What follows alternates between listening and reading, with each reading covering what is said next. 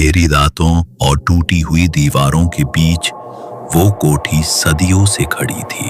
गांव वाले कहा करते थे, जो वहां गया वो कभी लौटकर नहीं आया। कहा जाता था कि एक रात वहां एक दरवाजा खुला था।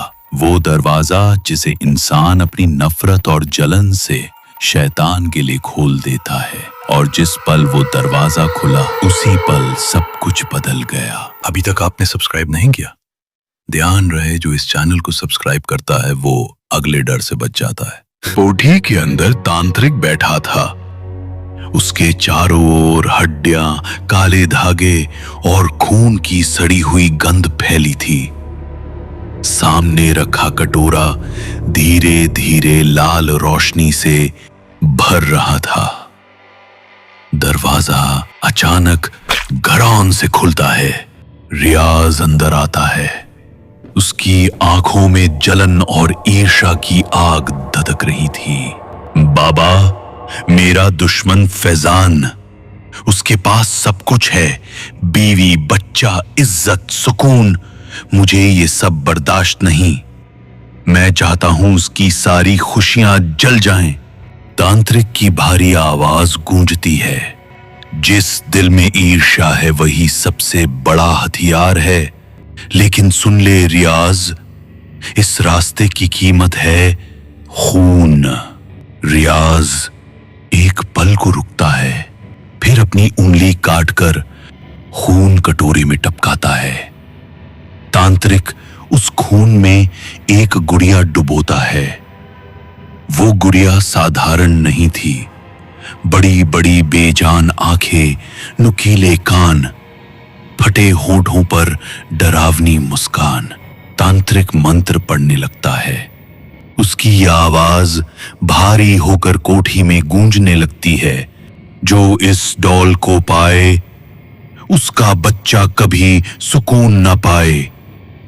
हंसी लाएगी मौत, खेल लाएगा खून। गुड़िया की आंखें लाल हो जाती हैं। उसके होंठ फटकर हिलने लगते हैं।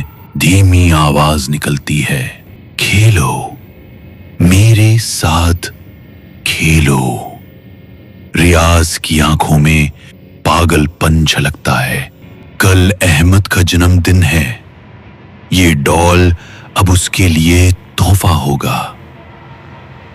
अगले दिन अहमद का जन्मदिन था। रियाज भेष बदलकर चोरी छिपे पार्टी में जाता है और बड़ी चालाकी से उस गुड़िया को बाकी तोहफों के साथ रख देता है। फिर वहां से छुपकर निकल जाता है। उसकी आंखों में एक वहशी सुकून था। अगले दिन अहमद खुशी से तोहफे खोलता है। जब वो गुड़िया देखता है तो उछल पड़ता है। अम्मी, देखो ना, कितनी प्यारी डॉल है। मां की मुस्कान एक पल के लिए थम जाती है, जैसे गुड़िया की आंखें सीधे उसके दिल में उतर गई हों। रात में अहमद अपने कमरे में एक गुड़िया से खेल रहा था। थोड़ी देर बाद कमरे से हंसी की आवाज आई।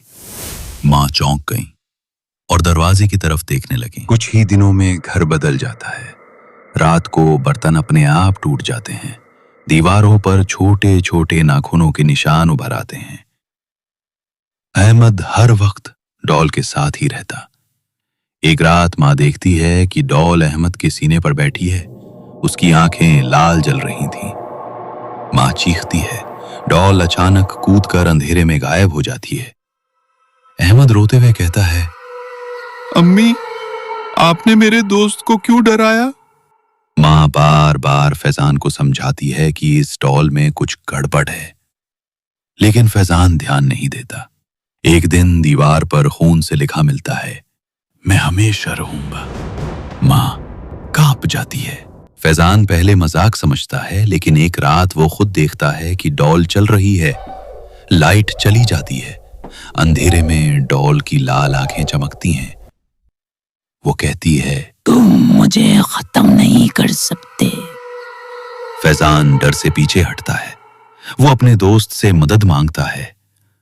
उसका दोस्त कहता है, फैजान, तू परेशान मत हो। एक बाबा हैं, वो तेरी मुश्किल हल कर देंगे। फैजान गांव के एक बुजुर्ग के पास जाता है। बुजुर्ग सुनकर कांप उठते हैं। ये रियाज का काला जादू है। ये डॉल खून से बनी है। इसे जलाओगे तो आग बुझ जाएगी, दबाओगे तो जमीन फट जाएगी। इसका इलाज सिर्फ एक है, कुर्बानी। फैजान सहम कर पूछता है, किसकी कुर्बानी? बुजुर्ग की भारी आवाज गूंजती है, खून भी आ गया था, खून ही लेना होगा, मगर याद रख, डॉल अपनी भूख खुद चुनती है। फैजान ने तय किया कि वो रियाज को ढूंढेगा, लेकिन गांव पहुंचने पर पता चला रियाज कुछ दिन पहले रहस्यमयी तरीके से गायब हो गया था। उसका घर वीरान पड़ा था। दीवारों पर अजीब निशान और अंदर से जली हुई बदबू आ रही थी। घर लौटते ही फैजान को मां की चीख सुनाई दी। वो भागा तो देखा अहमद बिस्तर पर बेहोश पड़ा है और डॉल उसके बराबर बैठकर सरगोशी कर रही है। उठो, मेरे साथ खेलो। फैजान ने डॉल को पकड़कर बाहर फेंका, लेकिन अगले ही पल डॉल फिर बिस्तर पर थी, जैसे वो कभी गई ही ना हो। अहमद धीरे से आंखें खोलता है और अजीब लहजे में कहता है, अब्बू, लब्बू कहता है अगर आप उसे ना मानोगे तो वो सबको ले जाएगा। मां जोर जोर से रोने लगती है। फैजान, जल्दी से इस गुड़िया का कुछ करो वरना मैं पागल हो जाऊंगी। हमारा बेटा मर जाएगा। वो रात घर के लिए कहर बन जाती है। घड़ी की सुइयां जब 12 पर आती हैं, अचानक पूरा घर अंधेरे में डूब जाता है।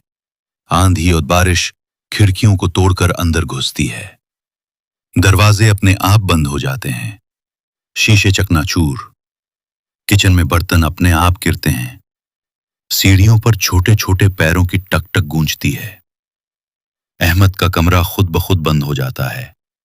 अंदर से उसकी डरावनी हंसी आती है जो उसकी अपनी नहीं लगती। फैजान और मां दरवाजा तोड़ने की कोशिश करते हैं। तभी दरवाजे पर खून से एक नई लिखावट उभरती है, अब मेरी बारी है। अचानक कमरा खुद खुल जाता है। अंदर अहमद खड़ा था, लेकिन उसकी आंखें लाल जल रही थीं, बिल्कुल डॉल की तरह। उसके हाथ में डॉल थी और डॉल के फटे होठों पर एक भयावह मुस्कान। अहमद, नहीं, ये तू नहीं है। मगर अहमद की आवाज बदल चुकी थी, भारी और डरावनी। मैं अहमद नहीं, मैं लब्बू हूं। फैजान ने बेबसी से मां की ओर देखा। दोनों रो रहे थे। तभी डॉल अहमद के हाथ से कूदकर फैजान के सीने पर चढ़ गई। उसके नुकीले हाथ सीधे अंदर धंस गए। फैजान जमीन पर गिर पड़ा, खून से लथपथ। मां चीख उठी। उसने अहमद को पकड़कर कोने में छुपा लिया, लेकिन डॉल अचानक गायब हो गई। सिर्फ अहमद रह गया, बेसुध, जमीन पर गिरा हुआ। रोशनी वापस आती है। पूरा घर बर्बाद पड़ा है। फैजान की लाश जमीन पर है। मां अहमद को गोद में लिए फूट फूट कर रो रही है। दीवार पर खून से लिखा है, ये खेल कभी खत्म नहीं होगा। कुछ हफ्तों बाद नया शहर। गली में एक छोटी बच्ची हंसते हुए घर आती है। उसके हाथ में एक सुंदर डिब्बा है। डिब्बे पर लाल रिबन बंधा है। पापा देखो, मुझे बाहर से कितना प्यारा तोहफा मिला है। मां मुस्कुराती है, मगर पिता के चेहरे पर डर की लकीरें उभर आती हैं। वो और कोई नहीं, रियाज था। रियाज अब बेहद अमीर आदमी बन चुका था। महल जैसा घर, गाड़ियां, नौकर चाकर।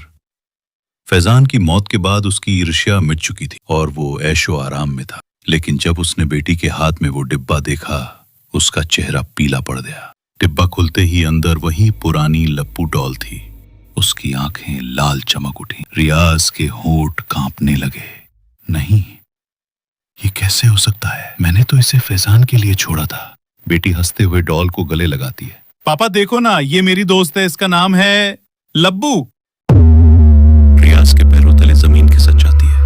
पसीने की बूंदें उसके माथे से बहने लगती हैं। अचानक दीवार पर खून से एक वाक्य उभरता है, जिसने खेल शुरू किया उसे ही खेल खत्म करना होगा।